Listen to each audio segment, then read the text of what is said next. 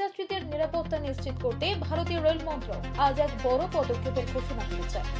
Rail কর্তৃপক্ষ জানিয়েছে, আগামী 3 মাসের মধ্যে দেশের সব প্রধান এক্সপ্রেস ও সুপারফাস্ট ট্রেন চালু করা হবে আধুনিক এআই ভিত্তিক সিকিউরিটি মনিটরিং সিস্টেম।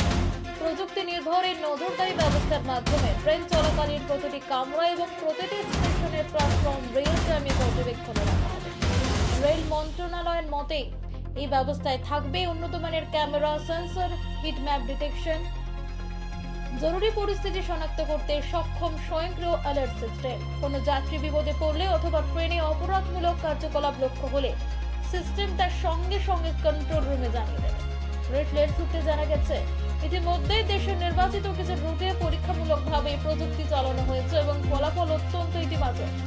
দুর্ঘটনা প্রতিরোধ, লাগেজ চুরি কমানো এবং কমে অতিরিক্ত ভিড় সামলানো সব ক্ষেত্রে এআই সিস্টেম কার্যকর প্রমাণ হয়েছে। ট্রেন যাত্রীদের বড় একটি অংশ এই সিদ্ধান্তকে স্বাগত জানিয়েছে। সামাজিক মাধ্যমে অনেক লিখেছেন, রেলের এই আপগ্রেড খুব দরকার ছিল, বিশেষত রাতে ট্রেনে যাত্রা আরো নিরাপদ। রেল মন্ত্রকের দাবি, নতুন ব্যবস্থার ফলে শুধু নিরাপত্তাই বাড়বে না, জরুরি পরিস্থিতিতে দ্রুত উদ্ধার কাজ পরিচালনা অনেক